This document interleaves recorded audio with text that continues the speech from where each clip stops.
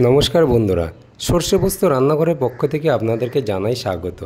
आज के आमी निये चले एसेछि दारुण सुस्वादु चिंगड़ी माछेर मालाइकारी रेसिपि निये। बांगलार प्रतिटी घरे घरे एई रेसिपिटा कखनो ना कखनो आपनारा निश्चयई बानिয়েছেন। आज के आमी खूब सहज पद्धतिते बाड़ीते कि करे रेस्टुरेंटेर मतन चिंगड़ी माछेर मालाइकारी बानानो जाय सेटाई देखाबो। तबे आमी निश्चित जे आपनारा यदि पुरो भिडियोटा एकटु धैर्य धरे देखें ताहले आपनाराओ এই রেসিপিটি বানিয়ে সকলের প্রশংসা পাবেন। চিংড়ি মাছের মালাইকারি বানানোর জন্য আমি এখানে কিছুটা চিংড়ি নিয়েছি। চিংড়ি মাছটাকে এবার পরিষ্কার করে নেব। সবার প্রথমে মাথার উপরে যে দাঁড়ার মতন অংশটা থাকে সেটাকে কেটে নেব। এবার সুরগুলোকে কেটে নেব, পাগুলোকে কেটে নেব। এগুলো বেশ শক্ত হয়।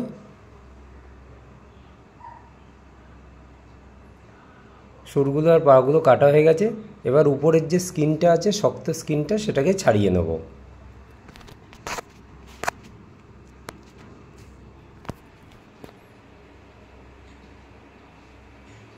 লেজের উপরে দেখবেন একটা কাটার মতন অংশ থাকে, সেটাকে ছাড়িয়ে নিলাম। মাছের পিঠের মাছ বরাবর একটা কালো সুতোর মতন নোংরা থাকে, সেটাকেও বের করে দিলাম।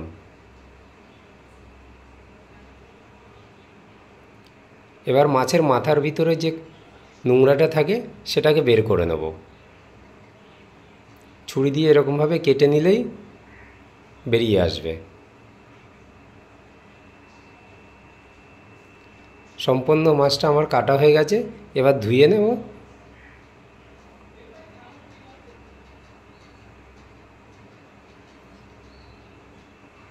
কেটে ধুয়ে পরিষ্কার করে নিয়েছি। সব মাছগুলোকে একসাথে করে নিলাম। এবার মাছটাকে ম্যারিনেশন করে নেব। পরিমাণ মতন লবণ, সামান্য কাঁচা লঙ্কা বাটা, কিছুটা আদা বাটা, সামান্য একটু হলুদ দেব। এবার ম্যারিনেশন করে রেখে দেব। আগেই আমি নারকেল কেটে রেখেছিলাম, নারকেল থেকে নারকেল দুধ বের করে নেব। এক সামান্য কিছু জল দিয়ে নারকেলটা পেস্ট করে নিলাম। এবার একটি ডাস্টার দিয়ে নারকেল পেস্টটাকে থেকে দুধ বের করে দেব। কত সহজভাবে নারকেল দুধ বানানো যায় সেটা আপনারা দেখতেই পেলেন। নারকেল দুধ আমার রেডি হয়ে গেছে। এবার গ্রেভি বানাবো। গ্রেভি বানানোর জন্য নিয়ে নিয়েছি পেঁয়াজ। পেঁয়াজটাকে একটু ছোট করে কেটে নেব। নিয়ে নিলাম টমেটো, টমেটোটাকেও ছোট করে কেটে নেব। নিয়ে নিলাম এক টুকরো আদা, আদাটাকে ছোট ছোট করে কেটে নেব। এবার পেঁয়াজ, টমেটো, আদা তিনটে একসাথে মিক্সিতে দিয়ে পেস্ট করে নেব।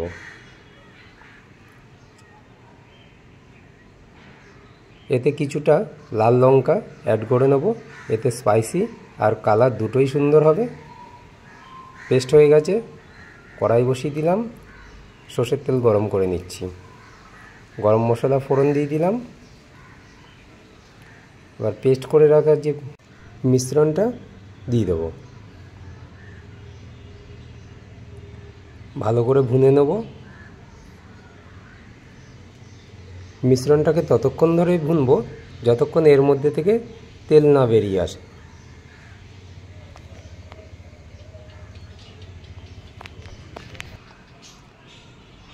একটা তেজপাতা দিয়ে দিলাম।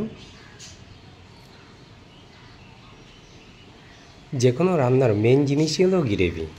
মশলাটা যদি ভালো করে ভুনা হয় তাহলে রেসিপির টেস্ট এমনিই ভালো হয়, যে কোনো রেসিপি। সামান্য পরিমাণ লবণ দিয়ে দেব। এবার দিয়ে দেব কিছুটা হলুদ।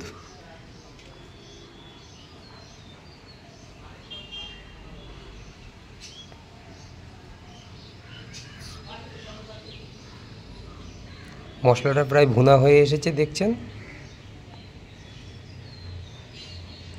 এইবার আমরা কিছুটা কাজু পেস্ট করে নেব।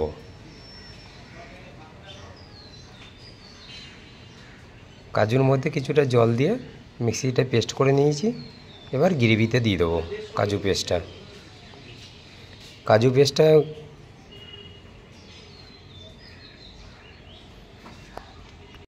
গ্রেভির থিকনেস আর টেস্ট দুটোই বাড়াবে।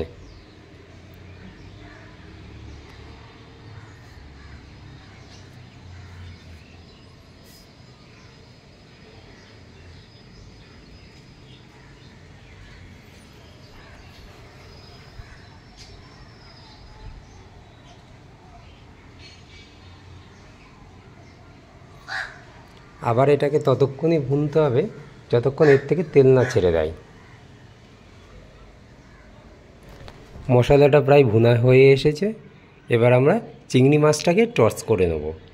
চিংড়ি মাছটা টস করার জন্য সামান্য কিছুটা সরষের তেল নিয়ে নিয়েছি। এবার ম্যারিনেশন করা চিংড়ি মাছটাকে একটু টস করে নেব। খুব বেশি পাকানো দরকার নেই, হালকা নাড়িয়ে চাড়িয়ে টস করে নিলেই হবে।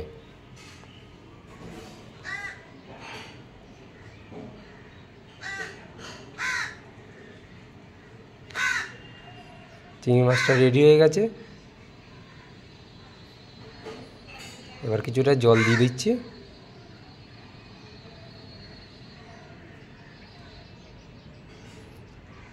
এবার ভুনে রাখা যে গ্রেভিটা তৈরি করেছিলাম তার মধ্যে চিংড়ি মাছটা দিয়ে দেবো জল সহকারে।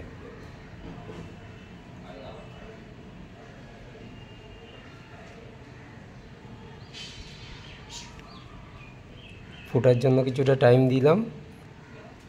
চিংড়ি মাছের মধ্যে মশলাটা ঢুকে গেছে আশা করি। এবার করে রাখা যে কোকোনাট মিল্কটা, সেই কোকোনাট মিল্কটা দিয়ে দিলাম। নারকেল দুধ,